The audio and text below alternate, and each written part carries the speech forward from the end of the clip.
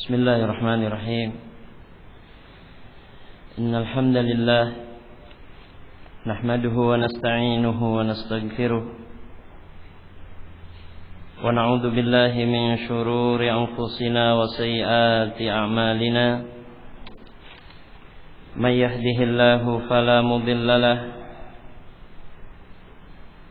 wa may yudlil fala hadiya lahu. Ashhadu an la ilaha illallah wahdahu la syarika lah wa ashhadu anna Muhammadan abduhu wa rasuluh. Ya ayyuhalladzina amanu taqullaha haqqa tuqatih wa la tamutunna illa wa antum muslimun. Ya ayyuhalladzina amanu taqullaha wa qulu qawlan sadida yuslih lakum a'malakum wa yaghfir lakum dhunubakum wa may yuti'illaha wa rasulahu faqad faza fawzan 'azima. Amma ba'd. Kaum muslimin yang dimuliakan oleh Allah Subhanahu wa taala, kalimat salaf bukanlah sebuah kalimat yang hanya diucapkan, akan tetapi kalimat salaf adalah sebuah manhaj mutabbaq yang harus diwujudkan, yang harus diterapkan. Dan Allah Subhanahu wa taala memerintahkan kita untuk serius di dalam beragama.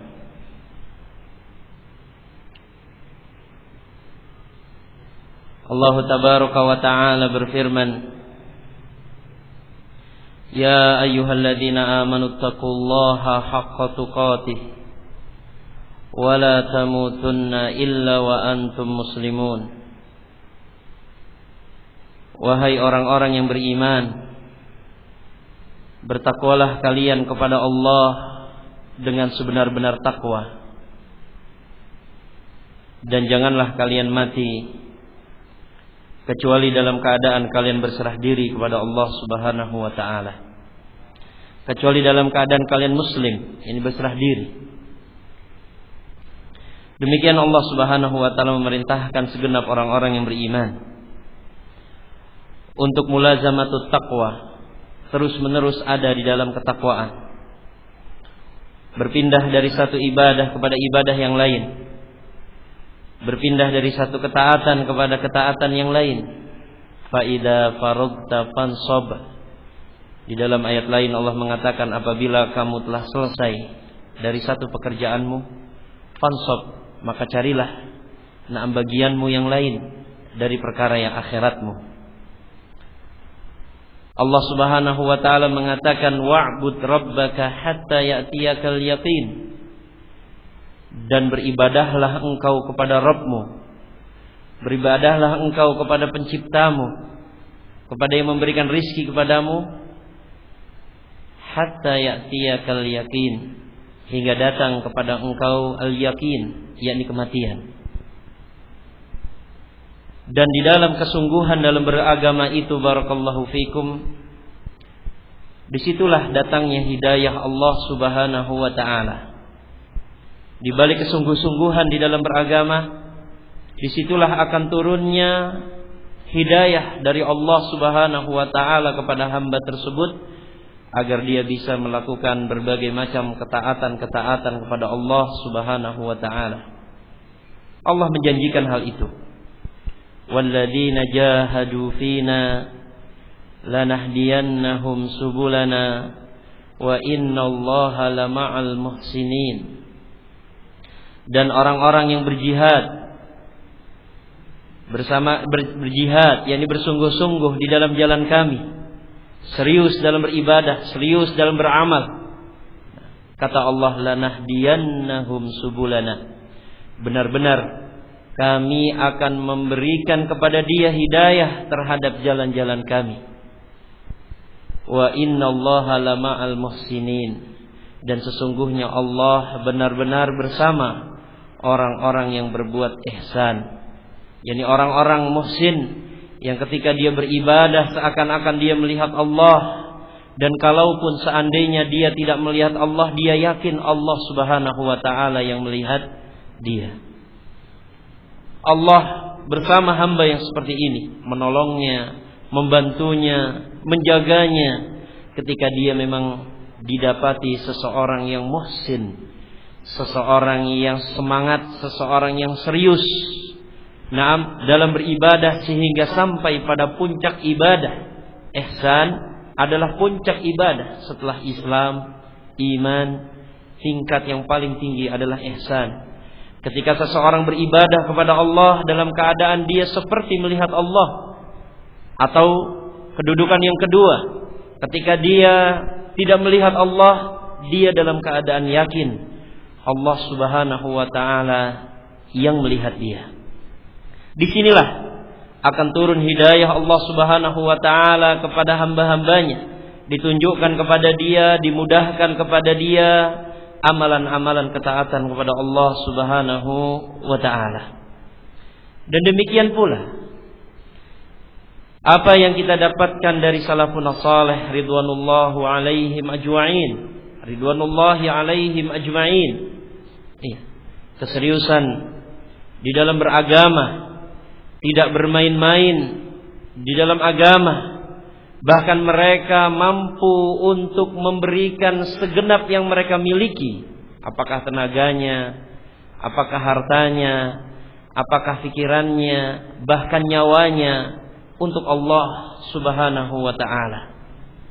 Nah, sebagaimana yang diriwayatkan oleh Al-Imam At-Tirmidzi rahimahullahu ta'ala tentang ucapan Sa'ad ibn Abi Waqqas radhiyallahu anhu, dia mengatakan, innila awwalu rajulin rama bisahmin fi sabilillah. Sesungguhnya aku adalah orang yang pertama kali yang melempar panah di jalan Allah subhanahu wa ta'ala. Wa inilah awwalu rajulin ihraqa daman fi sabilillah. Dan aku adalah orang yang pertama menumpahkan darah di jalan Allah subhanahu wa ta'ala. Dan sungguh aku telah mendapati diri aku agzu fil asabah fi ashabi min ashabi Nabi sallallahu alaihi wasallam. Aku lihat diriku, aku dapati diriku pernah berada satu kelompok yang berperang di antara sahabat Nabi sallallahu alaihi wasallam. La na'kulu illa waraqis syajar. Ketika itu kami tidak makan kecuali daun-daun pepohonan. Wal hubla, dan kami tidak memakan kecuali batang-batang pohon anggur. Tidak ada makanan. Nah, akan tetapi keseriusan mereka dalam berjuang, nah ini yang menjadikan mereka sebagai orang-orang yang mulia di dalam agama kita ini. Bisa kita bayangkan, barakallahu fikum, kalau seandainya 3 menit saja ada seseorang yang berduel dengan musuhnya, setelah itu tentunya dia akan butuh makanan, butuh minuman, butuh energi untuk bisa mengembalikan tenaga dia. Mereka para sahabat berperang dari pagi hingga sore hari. Kemudian ketika mereka butuh makanan, mereka tidak mendapatkan makanan kecuali daun-daun pepohonan. Tapi mereka masih bisa terus berjalan. Mereka terus berjuang di jalan Allah subhanahu wa ta'ala. Abdullah ibnu Aufah di dalam riwayat Muslim, beliau mengatakan ghazawtu ma'an Nabi sallallahu alaihi wasallam 7 ghazawat atau 6 ghazawat la naqulu illa al-jarad. Aku pernah berperang bersama Nabi sallallahu alaihi wasallam 7 peperangan atau 6 peperangan. Ketika itu tidak ada makanan kecuali hanya belalang. Barakallahu fikum. Akan tetapi keterbatasan yang ada pada mereka tidak menyebabkan mereka surut dalam membantu memperjuangkan agama Allah subhanahu wa ta'ala. Iya, bukan cuma dengan jiwa mereka, Bahkan juga mereka berlomba-lomba dengan harta mereka. Nah, di dalam riwayat Abu Daud, Umar radhiyallahu anhu pernah bercerita, anna Nabiyya sallallahu alaihi wasallam yauman amarana bi an natasaddaqa. Sesungguhnya Nabi sallallahu alaihi wasallam pada satu hari pernah memerintahkan kami untuk bersedekah. Fawafaqa malun indi. Ketika itu kebetulan ada harta di sisi aku. Nah, Umar mengatakan, la usabiku Abu Bakrin al-yauma in sabaqtuhu. Pada hari ini aku akan mendahului Abu Bakar apabila aku mendahului dia dengan sedekah aku. Ya, berazam Umar radhiyallahu anhu untuk mendahului Abu Bakar As-Siddiq dalam amalan salah ini. Fa'ataitu an-nabiyya sallallahu alaihi wasallam bi nisfi mali. Maka aku pun mendatangi Nabi sallallahu alaihi wasallam dengan membawa setengah hartaku. Faqala li, maka Nabi berkata kepadaku, ma abqaita li ahlik. Apa yang engkau sisakan untuk keluargamu? Qultu, aku katakan, kata Umar, mislah. Aku tinggalkan yang semisal dengan ini. Yani dia ambil hartanya setengah untuk di keluarganya, setengah untuk dia sedekahkan di jalan Allah Subhanahu wa taala, dan dia berkeinginan ketika itu dia mampu mendahului Abu Bakar As-Siddiq dalam amal saleh tersebut. Fata Abu Bakar As-Siddiq radhiyallahu anhu bimali kulli. Setelah itu ternyata Abu Bakar As-Siddiq radhiyallahu anhu datang dengan membawa seluruh hartanya. Faqala lahu, maka Rasulullah sallallahu alaihi wasallam berkata kepada dia, ma abqaita li ahlik. Apa yang engkau tinggalkan untuk keluargamu? Kata dia, abqaituhum Allah. Aku meninggalkan untuk mereka Allah dan Rasulnya. Nah, kata Umar radhiyallahu anhu ketika itu, la usabiqaka ila syai'in abadan. Aku tidak akan mampu mendahuluimu pada semua perkara, pada perkara apapun selama-lamanya. Unduru hafizakumullah. Ini yang menyebabkan mereka mulia, menjadi generasi terbaik yang menemani Nabi sallallahu alaihi wasallam. Ketika didapati mereka adalah orang-orang yang serius di dalam beragama. Mereka tidak main-main dalam permasalahan agama. Nah, mereka berikan semua yang mereka mampu untuk Allah Subhanahu wa taala dan untuk Rasulnya. Nah, demikian pula dalam masalah penjagaan syariat. Mereka dikatakan oleh para ulama, jasa terbesar para sahabat kepada umat ini atau kepada agama ini ialah ketika mereka menukilkan kepada kita apa yang mereka dapatkan dari Rasulullah sallallahu alaihi wasallam. Dan kita telah membaca bagaimana keseriusan mereka dalam beragama ini.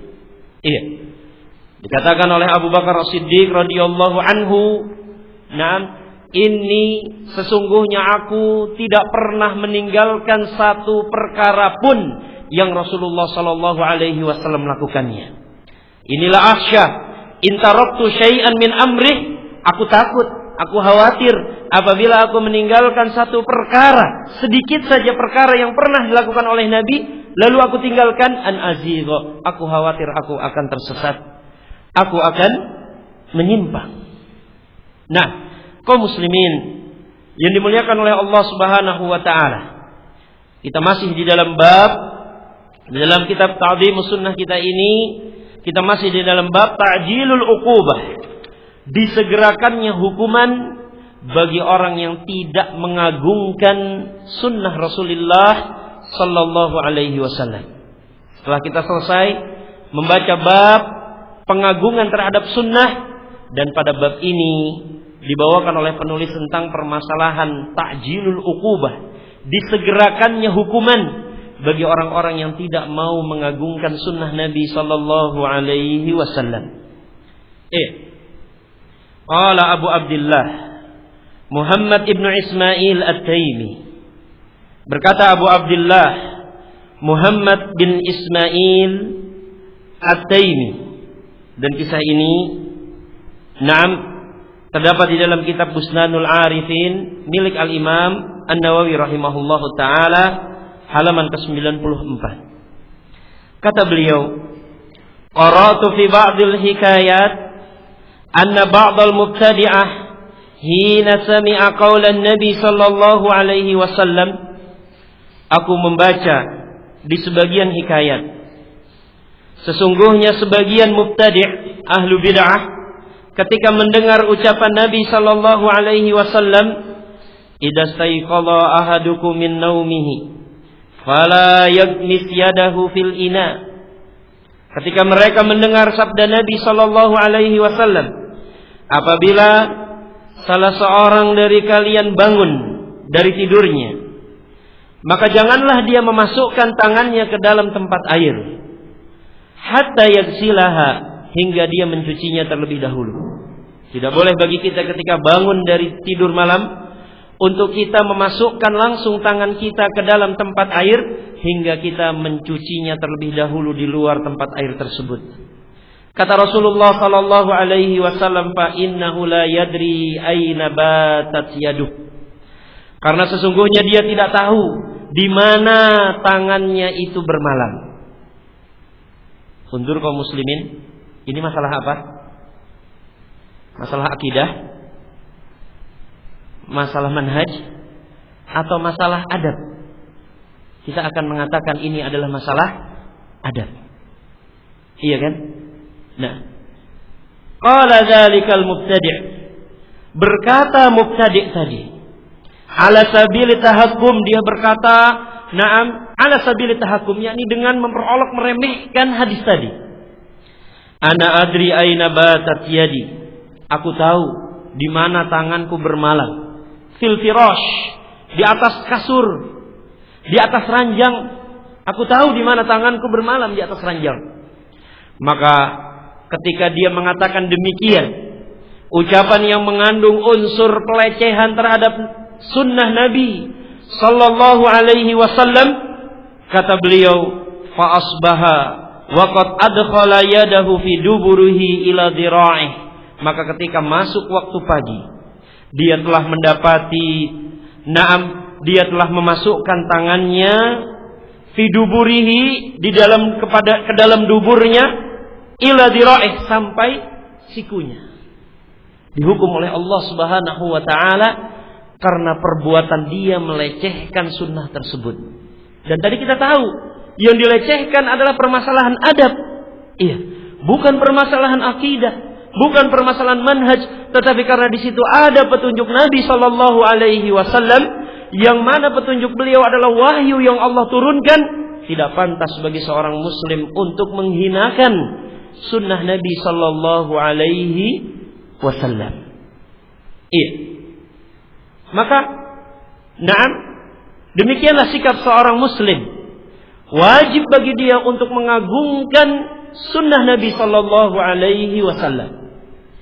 Tidak boleh bagi dia untuk meremehkan dalam hal apapun. Tidak dalam permasalahan akhlak, tidak dalam permasalahan adab, apalagi dalam permasalahan pelaksanaan prinsip dalam agama. Asy-Syaikh Shalih Al-Fauzan hafizahullah ta'ala dan juga Asy-Syaikh Ubaid Al-Jabiri rahimahullah ta'ala, ketika diadukan kepada beliau tentang perkataan seorang wa'id, ya, seorang yang biasa memberikan ceramah, seorang yang biasa berpidato, seorang doktor, iya, yang mana satu ketika seorang dokter tadi membawakan syair-syair, ya, yang di situ bercerita tentang seseorang yang seseorang yang membeli atau menikmati buah apel. Dia membawakan bait-bait syairnya. Kemudian diakhiri dia mengatakan, hadihi suratut tufahah. Ini adalah surat tufahah. Paham maknanya? Dia mengatakan hadihi suratut tufahah. Dia membawakan bait-bait syairnya kemudian dilagamkan seperti lagam Al-Quran, seperti seseorang membaca Al-Quran. Kemudian dia sambil tersenyum mengatakan hadhihi suratut tufahah, dan ketika itu langsung tertawa. Naam, majelis orang-orang yang hadir di majelis dia ketika itu. Hal ini ditanyakan kepada Syekh Shalih Fauzan hafizahullah taala, dan juga ditanyakan kepada Syekh Ubaid Al-Jabiri rahimahullah, dan keduanya mengatakan ini aqallu syai', ini perkara yang paling kecil adalah istihza', memperolok-olok Al-Quran. Bagaimana dia membuat syair lalu mengatakan ini adalah surat tufahah? Apabila dia meyakini ini sebagai surat di dalam Al-Quran, maka dia kafir. Dia kafir. Nah, apabila tidak, maka aqallu syai', perkara yang paling kecil, ini adalah istihza', memperolok-olok agama. Ini satu perbuatan dari perbuatan-perbuatan dokter tadi, yaitu si wa'id tadi, orang yang suka memberikan nasihat tadi. Ya. Belum lagi perbuatan-perbuatan dia yang lain, barakallahu fikum, bermain bersama tukang sulap dan lain sebagainya, yang menambah sedih hati kita. Bagaimana hal ini bisa terjadi oleh seorang yang berbicara dalam permasalahan agama? Iya. Tukang sulap bukan permasalahan ringan, iya kan? Ketika dia mampu memotong kepala burung dara hingga putus, kemudian dia sambung lagi hingga hidup, apa ini kalau bukan sihir? Apa ini kalau bukan sihir? Dia menusuk dirinya dengan benda tajam, kemudian dia cabut lagi hingga tidak berdarah. Apakah ini permainan seorang mukmin? Tidak. Nah, dan ternyata yang amat disayangkan orang yang seperti ini yang ditampilkan untuk berbicara dalam permasalahan agama. Syuf, antum lihat tadi bagaimana seseorang yang dia meremehkan urusan mencuci tangan ketika bangun dari tidur. Ternyata permasalahannya bukan ringan. Terancam dia dengan istihza terhadap sunnah Rasulullah sallallahu alaihi wasallam. Ternyata diiqab dia, dihukum dia. Nah, dengan hukuman yang amat mengerikan ini, dia memasukkan tangannya ke dalam dubur hingga sampai ke sikunya. Dan nanti kita akan lihat bagaimana para salafun saleh rahimahumullahu jami'an bersikap terhadap orang-orang yang modelnya seperti ini. Di antara mereka ada yang tidak mau bicara selama-lamanya. Di antara mereka ada yang tidak mau seatap selama-lamanya. Ada yang dia memaki putranya dengan makian yang tidak pernah keluar dari lisannya dia sendiri. Apa ini? Ini semua untuk menunjukkan betapa pentingnya pengagungan terhadap sunnah Rasulullah sallallahu alaihi wasallam.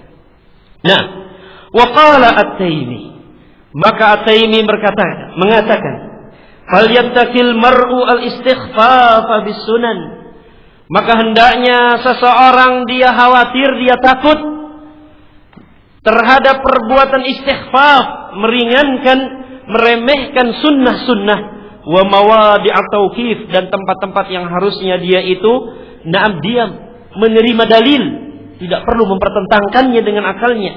Fandur, maka lihatlah kaifa wasala ila syu'ni fi'lih, bagaimana hasil dari jeleknya perbuatan dia. Nah, kisah yang lain adalah kisah yang dimuat oleh Al-Imam Ad-Dahabi rahimahullahu taala di dalam kitab beliau Siyar A'lamin Nubala, dari Al-Qadhi Abu Thayyib, kunna fi majlisin nazar bi Jami' Al-Mansur, kami pernah berada di majlis An-Nazar di Masjid Jami' Al-Mansur.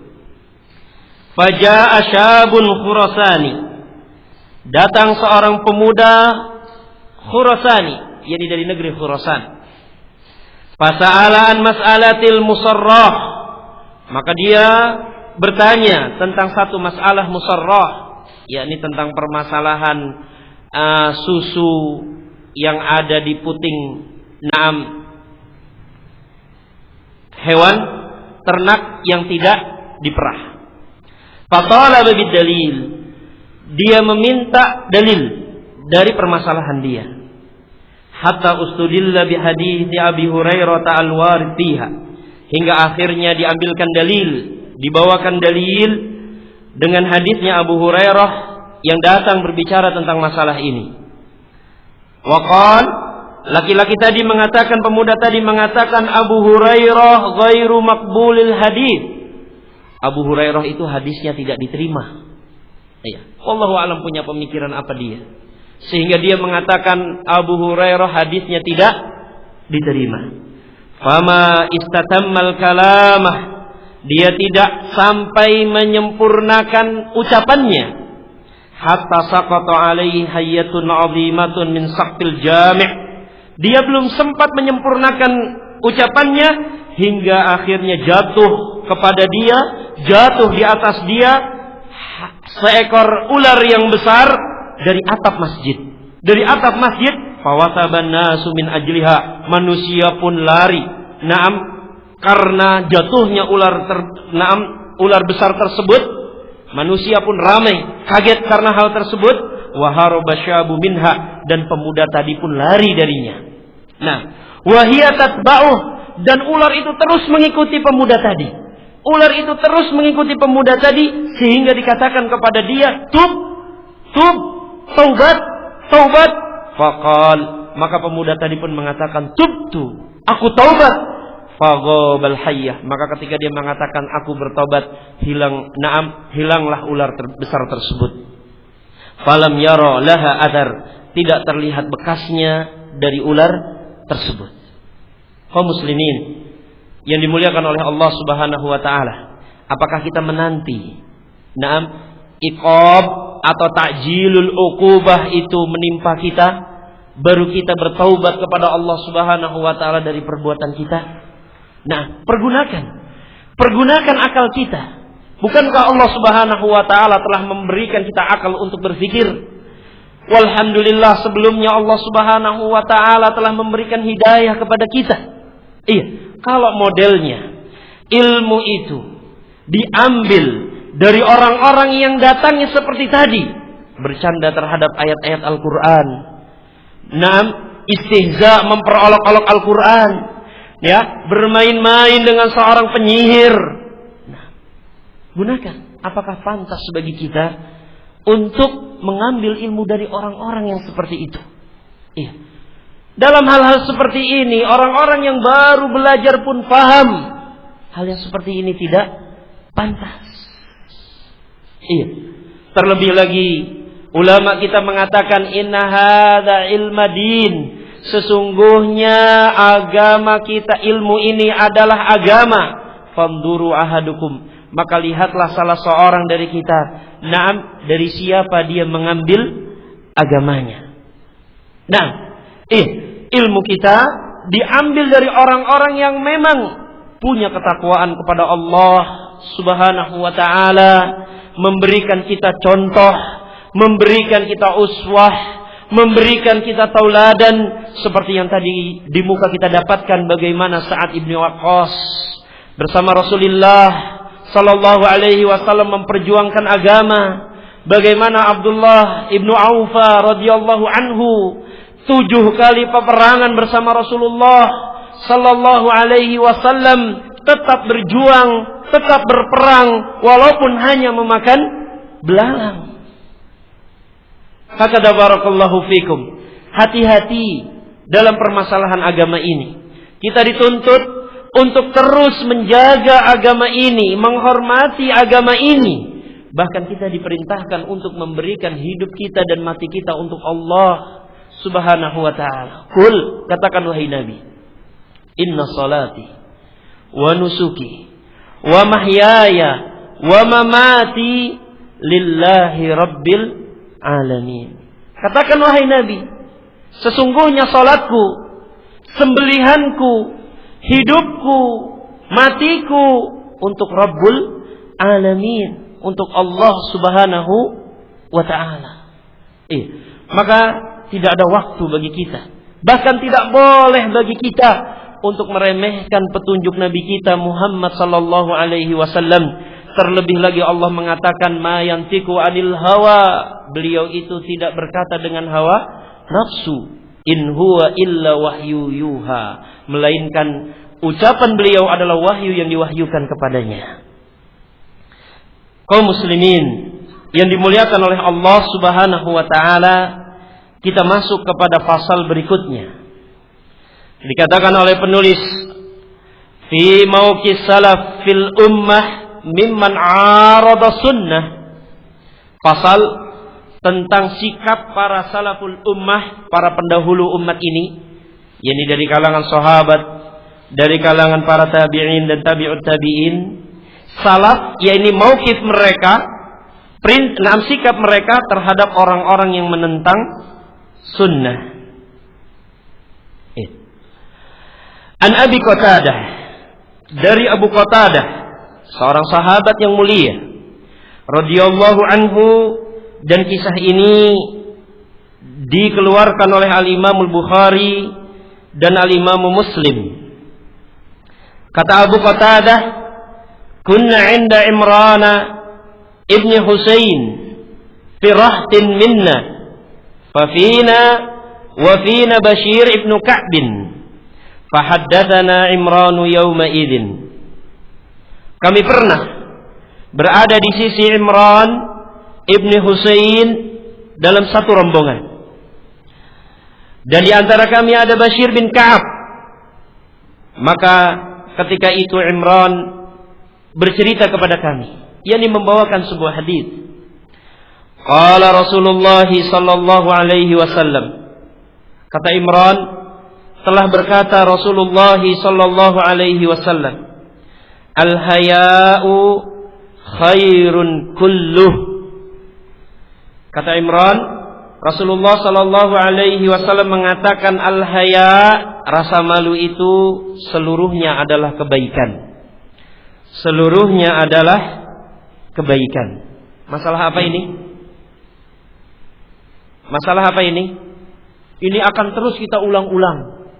Pertanyaan ini masalah apa? Apakah masalah akidah? Apakah masalah manhaj? Iya. Sehingga tidak ada lagi di benak kita, ya, ini kan masalah adab, tidak apa-apa diselisihi. Inikah masalah ringan?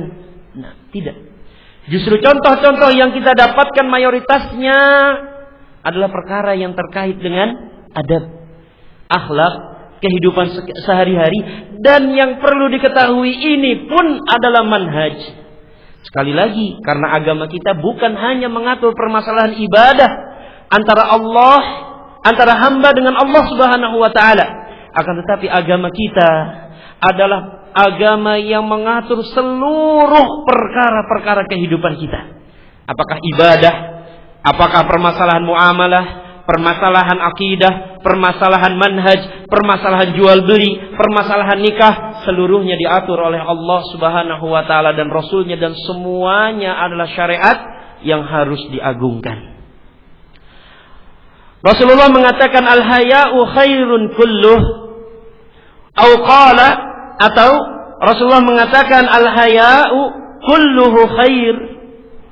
Faqala Bashir bin Ka'ab, maka Bashir bin Ka'ab tadi mengatakan, inna lanajidu fi ba'dil kutub, sesungguhnya kami mendapatkan di sebagian buku, awil hikmah, atau di dalam sebagian hikmah, anna minhu sakinatan wa wiqaran lillah, bahwasanya di antara sikap haya, di antara sikap malu, itu memang ada sakinah, ada wiqar terhadap Allah Subhanahu wa taala. Ini ketenangan untuk Allah Subhanahu wa taala.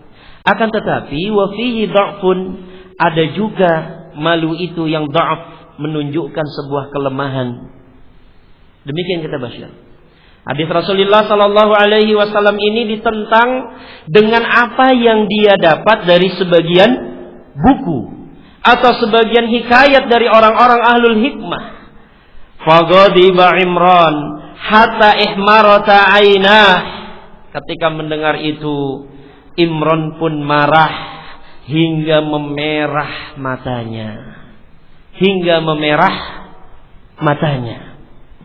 Wa qala ala arani uhaddithuka an Rasulillah sallallahu alaihi wasallam wa tu'aridu fi. Tidakkah dia melihat aku menceritakan kepada engkau dari Rasulullah sallallahu alaihi wasallam dan kemudian engkau tentang. Nah, marah Imran langsung.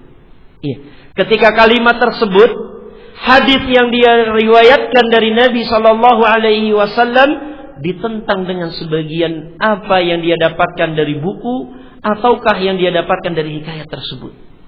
Nah, spontanitas Imran radhiyallahu anhu marah ketika hadis ditentang oleh ucapan-ucapan makhluk. Nah, wa an Abdullah ibn Mughaffal, kisah lain dari Abdullah ibn Mughaffal, dan kisah ini barakallahu fikum juga diriwayatkan oleh Al-Imam Al-Bukhari dan Al-Imam Muslim, dan juga diriwayatkan oleh Al-Imam Ibnu Battah di dalam Al-Ibanah. Abdullah ibn Mughaffal radhiyallahu anhu berkata, naha Nabi sallallahu alaihi wasallam anil khadaf. Rasulullah sallallahu alaihi wasallam melarang dari ketapel. Wa qal, dan Rasulullah mengatakan innaha la tastadu saydan, dia tidak bisa memburu binatang buruan. Wala tankaul adwa, dan tidak bisa pula merobohkan musuh.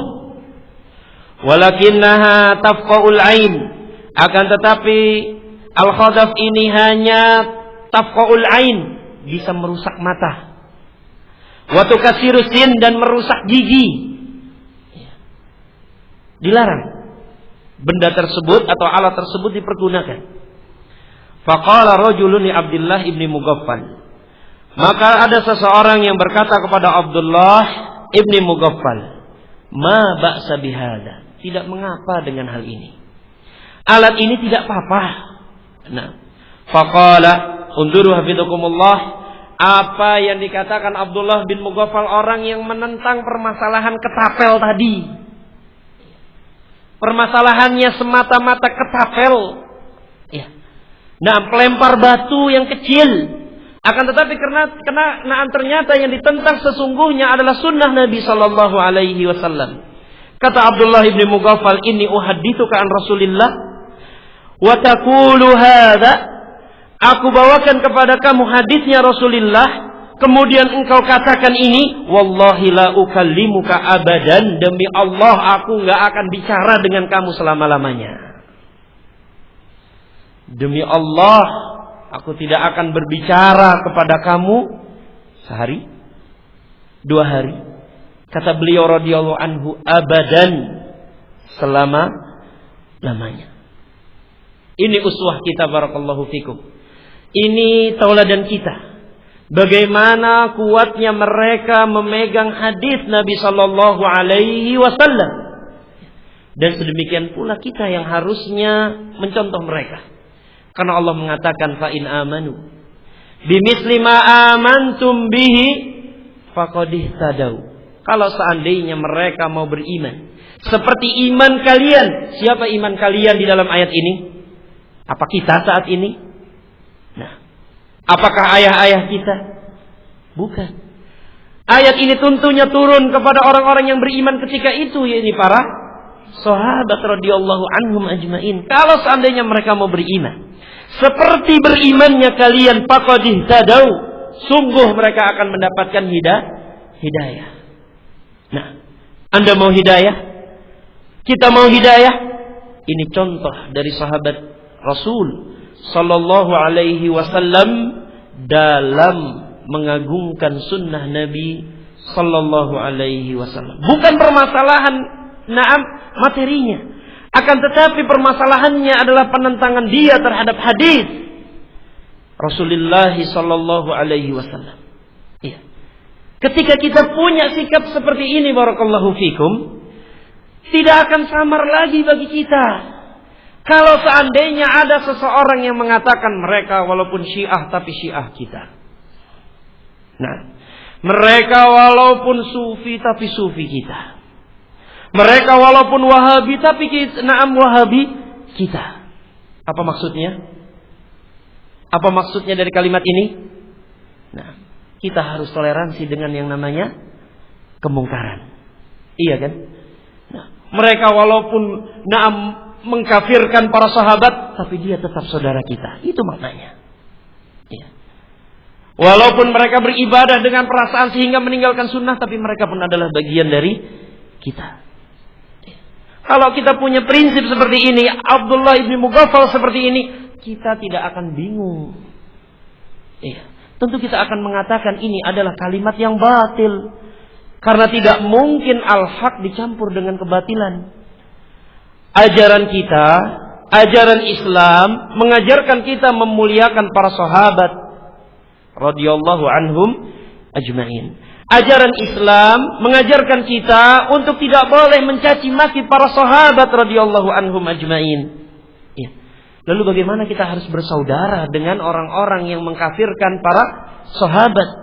Orang-orang yang mengkafirkan Abu Bakar dan Umar radhiyallahu anhuma. Ya.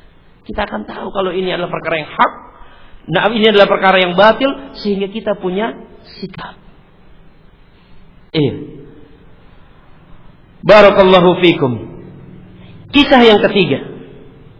Kisah yang diriwayatkan oleh Al-Imam Ibnu Majah, Al-Imam Ad-Darimi, dan hadis ini disahihkan oleh Al-Imam Al-Albani rahimahullahu ta'ala. An Abil Mukhariq, dia berkata, Dzakara Ubadah ibn Samit anna Nabiy sallallahu alaihi wasallam naha an dirhamain bidirhamin. Dari Abul Mukhariq, dia berkata, Ubadah bin Samit, siapa beliau? Sahabat Nabi sallallahu alaihi wasallam. Ubadah bin Samit menyebutkan bahwasanya Nabi sallallahu alaihi wasallam melarang pertukaran 2 dirham dengan 1 dirham. Pertukaran emas, 2 dirham uang emas ditukar dengan 1 dirham. Nabi melarang. Faqala fulan, tiba-tiba ada orang yang berkata, ma arabihi ba'san, aku berpendapat ini enggak apa-apa. Aku berpendapat ini enggak apa-apa. Ya dan biadin, yang penting kontan, nggak ngutang. Ketika itu pula yang 1 ridho 2 dinar atau 2 dirham ditukar dengan 1 dirham. Iya. Faqala Ubadah. Ini masalah apa, ikhwan? Hah? Masalah muamalah. Faqala Ubadah, aqulu qala Nabi sallallahu alaihi wasallam wa taqulu la arbihi ba's. Aku katakan kepada engkau, aku katakan, telah berkata Nabi sallallahu alaihi wasallam, dan engkau mengatakan tidak aku berpendapat ini tidak mengapa. Nah, engkau berpendapat seperti ini, engkau tentang hadis Rasulullah sallallahu alaihi wasallam. Wallahi, kalimat apa ini? Sumpah, demi Allah, la yudhilluni wa iyyaka saffun abadan. Demi Allah, tidak akan menaungi aku dan engkau satu atap pun. Tidak ada satu atap yang akan melindungi aku dan engkau secara bersamaan abadan, selama-lamanya. Ini sahabat radhiyallahu anhu. Ketika datang seorang yang menentang hadis Nabi, sampai derajat dia bersumpah kepada Allah Subhanahu wa taala tidak mau seatap. Nah, tidak mau seatap, yakni tidak mau dekat-dekat. Hakadha barakallahu fikum. Ini yang menyebabkan mereka, seperti dikatakan Ibnu Mas'ud radhiyallahu anhu, adalah orang-orang yang memiliki khairul qulub, sebaik-baik qalbu. Ibnu Mas'ud pernah mengatakan, Allah melihat kepada hati-hati hamba, qalbu hamba, dan Allah mendapatkan hati Muhammad sebaik-baik hati hamba, dan kemudian dia pun memilih qalbu Muhammad untuk Allah dengan risalahnya. Kemudian Allah melihat lagi kepada kolbu-kolbu hamba. Dan ternyata mendapatkan kolbu-kolbu para sahabat sebaik-baik hati para hamba yang lain. Ternyata khairul qalb ini adalah orang-orang yang punya ketegasan dalam masalah agama, punya kekokohan dalam permasalahan pengagungan terhadap hadis Rasulullah sallallahu alaihi wasallam. Ini yang menyebabkan mereka atau sebagian mereka sudah dijanjikan menjadi penghuni surga dalam keadaan mereka masih hilir mudik di pasar-pasar di dunia. Iya kan? Abu Bakar telah mendapat titel surga dalam keadaan dia masih hidup. Demikian pula Umar, demikian pula Utsman, demikian pula Ali, para sahabat yang lainnya. Mereka masih berjalan, masih transaksi, masih keluar masuk rumah di dunia ini dalam keadaan status mereka akan menjadi penghuni surga Allah Subhanahu wa taala. Membuktikan kalau Allah sudah ridha dengan mereka. Kaum muslimin yang dimuliakan oleh Allah Subhanahu wa taala, ini yang bisa kami sampaikan dan mudah-mudahan ini bermanfaat. Segala kekurangan yang ada dan kekeliruan yang ada kami mohon maaf dan meminta ampun kepada Allah Subhanahu wa taala. Subhanakallahumma bihamdik asyhadu an la ilaha illa anta astaghfiruka wa atubu ilaik. Assalamualaikum warahmatullahi wabarakatuh.